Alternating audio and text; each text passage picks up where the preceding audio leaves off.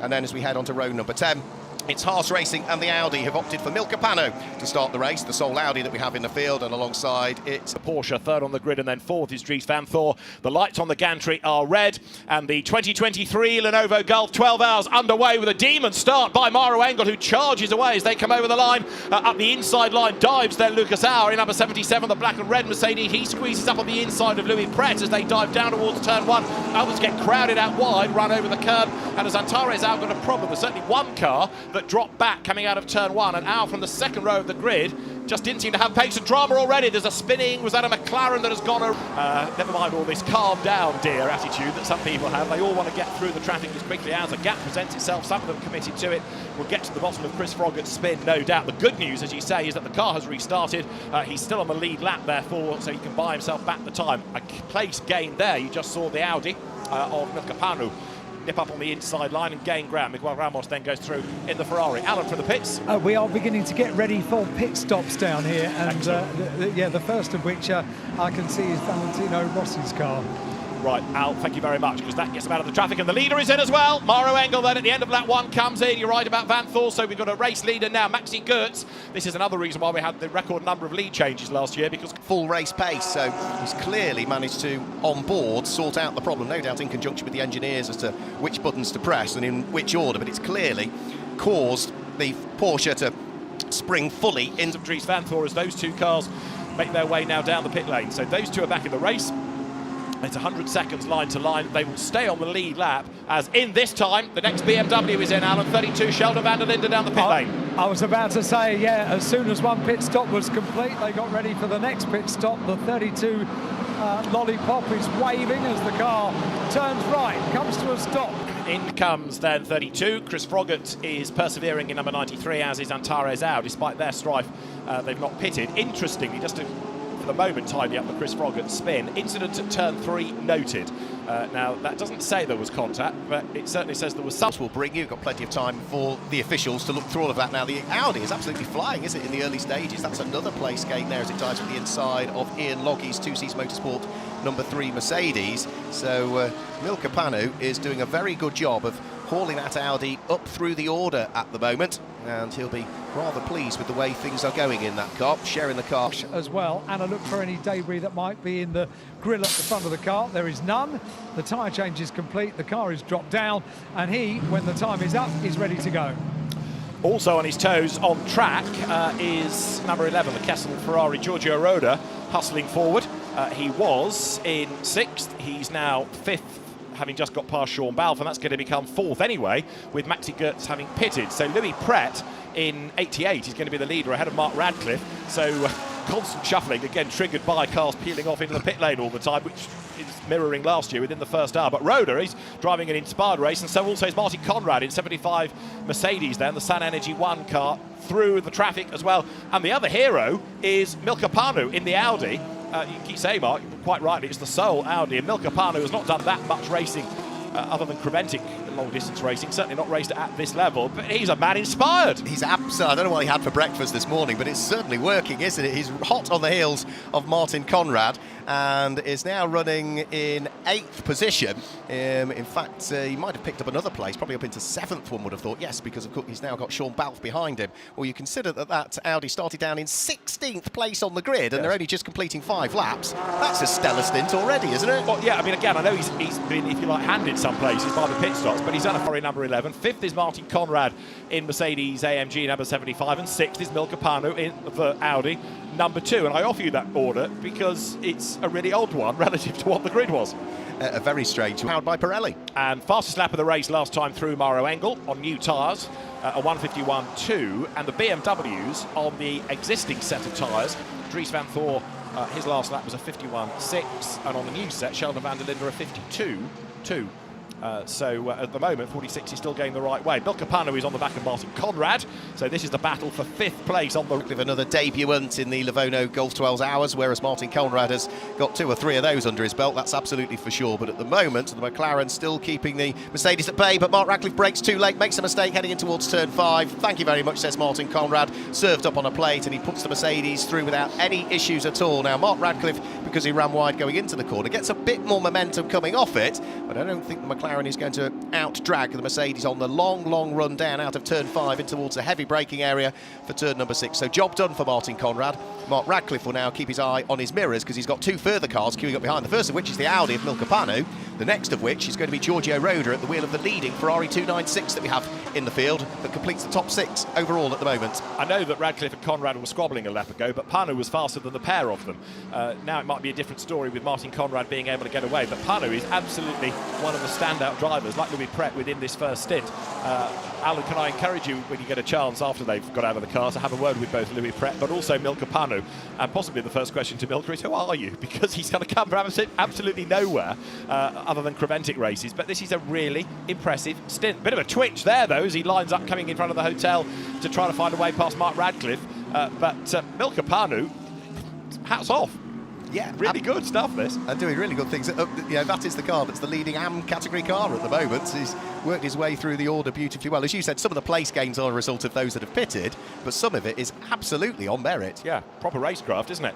Right, so Louis Pret leads Brenton Grove, and that margin is now 8.9 seconds. Last time around, it's only hundreds between them in terms of a gain that the McLaren puts in. Another little fight going on behind as well. Sean Balfe is being caught by Ralph Bone. That gap has come down ever so slightly. It's about 0.3 of a second.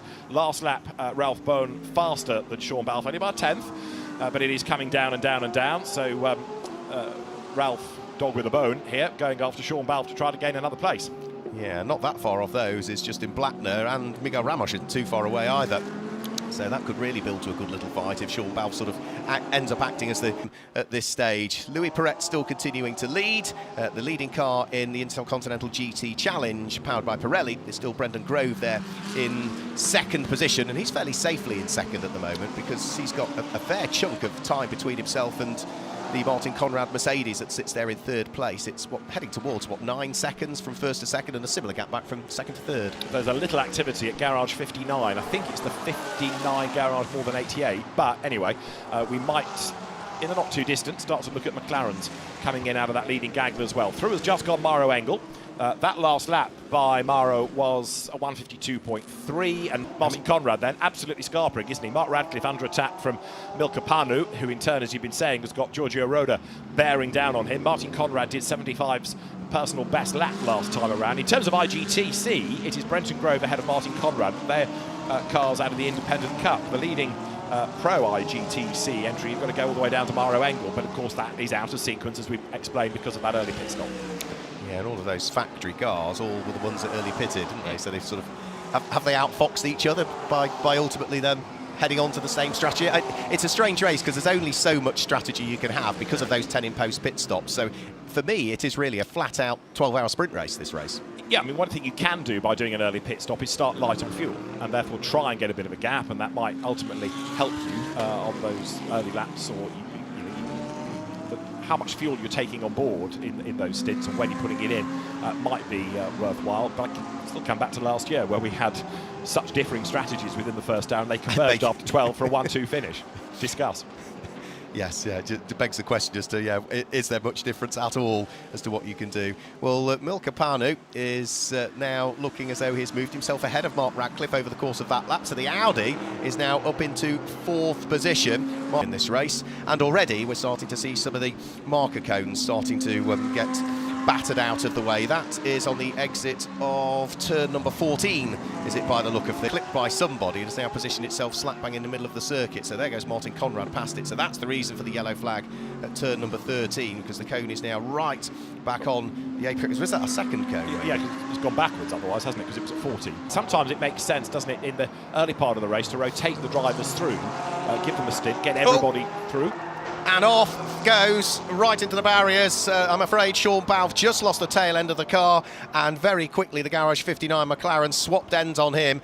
You can get all that track time and pitch it against other comparable cars and see and repair it if it breaks. Yeah, indeed, and still go racing. Yep. Right, so we're going to go racing, as I say, at the end of this lap.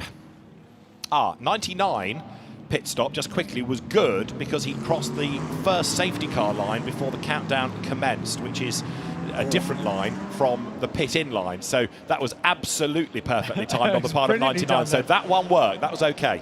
It's exactly what Andrew Cocotti was describing, wasn't it? Indeed. And we're ready for pit stops down here in pit lane as well. And we are, because the race leader comes in as the safety car comes in. Louis Perret comes straight away into the pit lane. So Milka Panu at the wheel of the Audi is going to be leading this race here. He's had a mega stint, but yes, he's picked off several places, and he's not the only one in towards the pit lane as well. Busy time as soon as the safety car has come in. I think we've got 4 cars down in pit lane having their pit stop now. The tyres standing by pound off the jacks, and off goes the 88 car. Whereas Lucas Auer was just afterwards. So, but for 99, that really now potentially opens up the strategy, doesn't it, for the 99 car, because they've already ticked, not quite, but almost a third of their imposed pit stops off, and they've done it in the first hour and 20 minutes. Yeah, indeed. Yeah. Big off there. That's the Grove Porsche down at turn 1. That's down to cold tyres, and Stephen Grove's out of the race with a lot of damage. It's another car off at, I think, turn 1, but he's done the front of the car. Yes, we've got, I can see 2 C's ready. I think Ferrari squads are ready. Yeah, there's a whole hive of activity up and down the pit lane. And so with 10 hours and 6 minutes to go, we are almost set for a green flag. Yeah, and what is Milka Panu going to do? Is he going to crack on? He can still remain behind the wheel of the car for about another 35 minutes yet before he got to maximum stint time.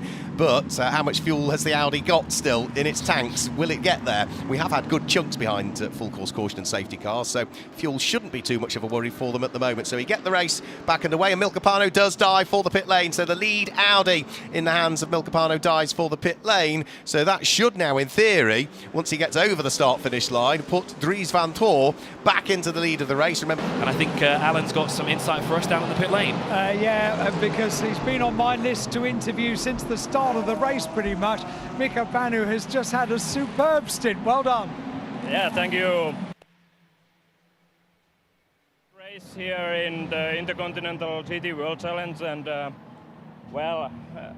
think that this is my chance to show what my pace can be. And even if we struggled with the car setup on the free practice sessions, we were 3 to 4 seconds off pace. We did great setup changes so that we could keep up that kind of pace. I was going to say, the sole Audi on the grid, and you really do uphold the honours in the first part of this race. Yeah.